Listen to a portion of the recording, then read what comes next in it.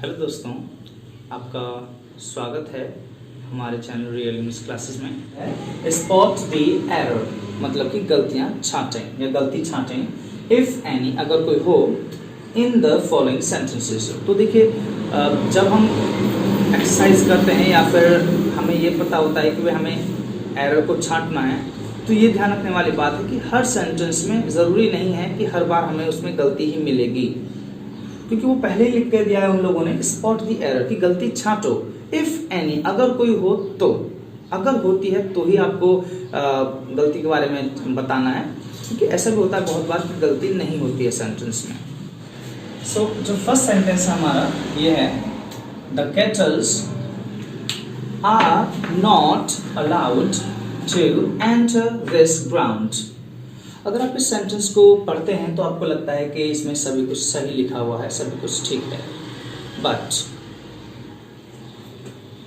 ये जो वर्ड है कैटल्स, अगर आपने कभी इसको नहीं पढ़ा है तो आज से इसको ध्यान रखिएगा कि जो कैटल वर्ड होता है इसका मतलब होता है एनिमल्स, मतलब कि पशु, ठीक है। और कैटल्स में कभी भी हम एस नहीं यूज करते हैं, तो सही वर्ड जो होगा यहाँ पर वो होगा कैटल, केवल कैटल होगा। और कैटल अपने आप में प्लूरल वर्ड है, तो कैटल आर बोल सकते हैं, कैटल हैव बोल सकते हैं, ठीक है, बट कभी भी हमें कैटल्स नहीं बोलना चाहिए। तो हमारे इस सेंटेंस में अगर हम मिस्टेक की बात करें तो मिस्टेक यही है कैटल्स, क्योंकि इन्होंने कैटल्स लिख रखा है, यही गलती है।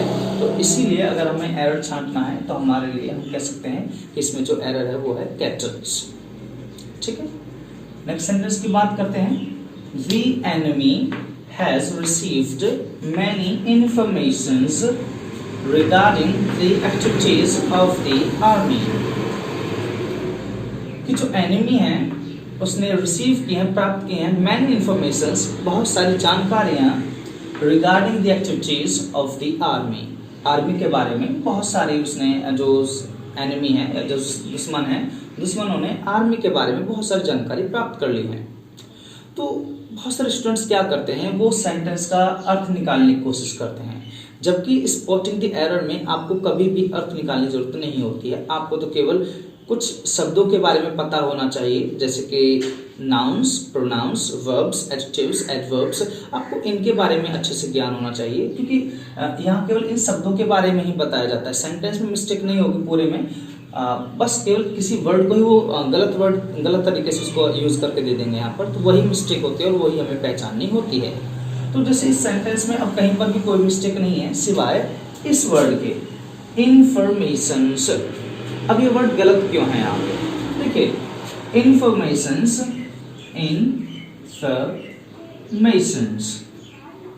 तो हम जो वर्ड बोलते हैं हमेशा वो हम बोलते हैं इंफॉर्मेशन, जानकारी। क्यों? क्योंकि ये अनकाउंटेबल वर्ड है, एक अनकाउंटेबल नाउन है।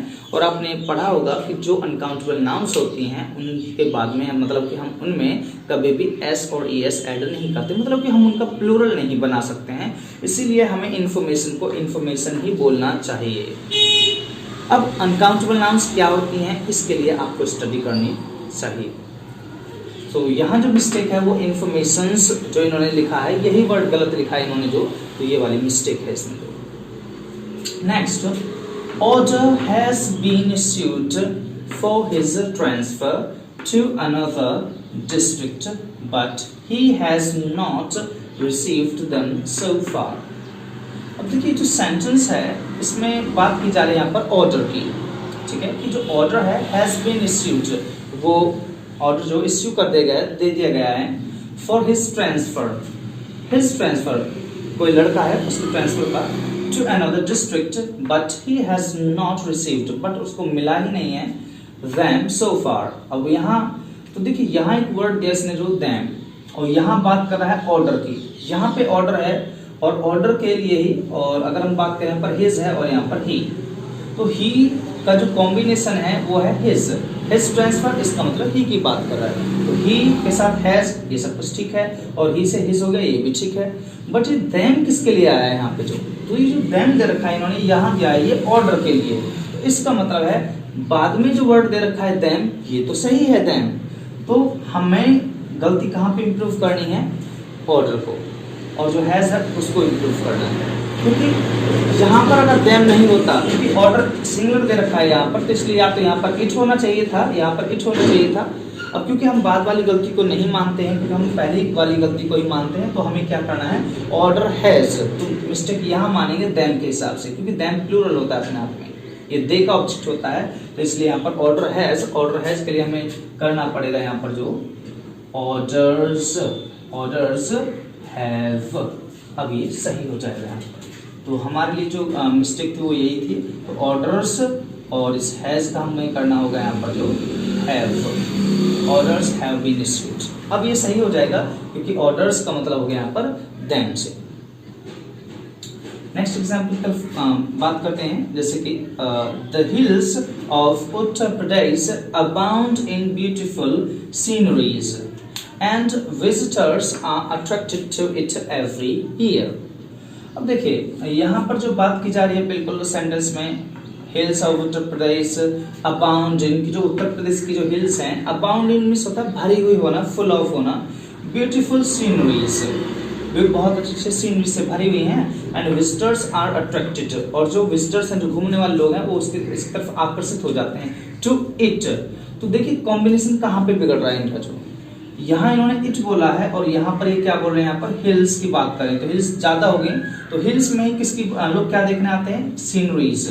अब हमें पता है कि कभी भी हम सीनरीज नहीं बोलते हैं, ये बिल्कुल इंफॉर्मेशन की तरह है, क्योंकि SCENERY, ठीक है, सीनरी अपने आप में एक अनकाउंटेबल नाउन है, एक अनकाउंटेबल नाउन है, इसलिए इसको सीनरीज नहीं कह सकते हैं। तो जो मिस्टेक थी वो ये मिस्टेक है कि जो इन्होंने सीनरीज लिख रखा है, सीनरीज ना लिख करके हमें क्या लिखना है केवल यहाँ पर SCENERY, scenery, and visitors are attracted to it. अब ये जो इट है, अब इसका जो कॉम्बिनेशन है वो सीनरी के साथ अब सही रहेगा, क्योंकि सीनरी भी सिंगुलर है और इट भी वहां पर सिंगुलर आ गया। तो ये याद रखने वाली बात है कि जो सीनरी है, जो अनकाउंटेबल नाउन्स हैं वो कभी भी प्लूरल नहीं होती हैं, वो हमेशा अनकाउंटेबल ही रहती हैं, मतलब सिंगुलर फॉर्म में रहती हैं। Next, although she has studied English for almost a year, she has yet to learn the alphabets. Although she has studied English, हालांकि उसने इंग्लिश सीखी है for almost a year, लगभग एक साल तक, she has yet to learn the alphabets, और अभी भी उसको alphabets, अब देखिए alphabets जो हम बोलते हैं वो होते हैं केवल ABCD जो होते हैं हमारे लिए, ठीक है, बट जब हम बोलते हैं अल्फाबेट्स तो इसका सेंस बदल जाता है और इसका मतलब होता है लैंग्वेजेस, मतलब बहुत सारी भाषाएं। तो यहाँ वो भाषाओं की बात नहीं कर रहा है, यहाँ पर वो बात कर रहा है अल्फाबेट्स। तो जैसे अल्फाबेट्स लिखा हुआ है तो हमें केवल यहाँ इतना ही बोलना है, अल्फाबेट आपका सही रहेगा यहाँ पे, ना कि अल्फाबेट्स। तो हमें अल्फाबेट्स को हटा करके हमें बोलना है केवल यहाँ पर लर्न अल्फाबेट। और अल्फाबेट्स का मतलब होता है ABCD, मतलब कि उसने लैंग्वेज तो सीख ली बट उसे अभी भी ABCD को प्रॉपर तरीके से सीखने की जरूरत है। तो उम्मीद करता हूँ दोस्तों आपको ये जो गलतियां हैं ये समझ में आई होंगी, बट एक बार फिर से इनका रिवीजन कर लेते हैं। पहली बात ये है कि जब भी आप स्पॉट द एरर करें तो उसमें पूरे सेंटेंस का सेंस निकालने की जरूरत नहीं है, अर्थ ना निकालें उसका। मैंने हालांकि आपको अर्थ निकाल के बताया है, बट वो आपकी सुविधा के लिए बताया है।